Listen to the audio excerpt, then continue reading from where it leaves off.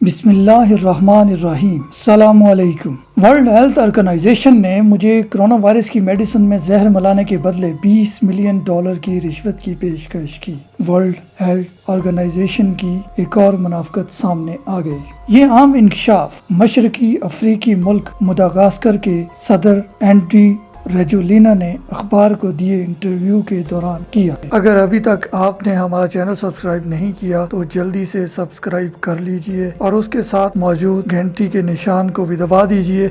उन्होंने कहा कि कोरोना वायरस एक आम बीमारी है, से ज्यादा कुछ नहीं। हमारे मुल्क ने मकामी सतह पर हर्बल दवाई तैयार की जिससे मरीज 10 दिन में मुकम्मल ठीक हो गए। जब हमने तमाम रिपोर्ट्स और दवाई वर्ल्ड हेल्थ ऑर्गेनाइजेशन को भेजी तो उन्होंने कहा कि आप $20 मिलियन लो और इस दवाई में जहर मिलाओ ताकि लोग इसका इस्तेमाल तर्क कर दें। मदागास्कर के सदर का मजीद कहना था कि हमारी दवाई इसलिए मुस्तरद की गई क्योंकि ये अफ्रीका के एक मुल्क ने बनाई। अगर इसे कोई यूरोप का मुल्क बनाता तो इस दवाई को कबूल किया जाता, क्योंकि ये बर्रे आज़म अफ्रीका से ऐसा फार्मूला आया है, इसलिए इसे मुस्तरद कर दिया गया। आज से हम वर्ल्ड हेल्थ ऑर्गेनाइजेशन के मेंबर नहीं रहे। मदागास्कर ने मजीद कहा कि हमें पूरी दुनिया के सामने कोई कोरोना का मरीज दें, हम अपनी दवाई से 100% नताइज देंगे। मदागास्कर ने दवाई का नाम कोविड ऑर्गेनिक्स रखा है। रेगोलिना का मजीद कहना था कि ये दवाई आर्टिमिसिया नामी पौधे से तैयार की गई है जो 1970 की दहाई में चाइना से मलेरिया के इलाज के लिए दरामद किया गया था। इसके 100% नताइज हैं, मगर ये चूंकि हम गरीब मुल्क हैं, अगर ये दवाई वर्ल्ड हेल्थ ऑर्गेनाइजेशन कबूल करे तो हम इसे मुफ्त इंसानियत बचाने के लिए देंगे।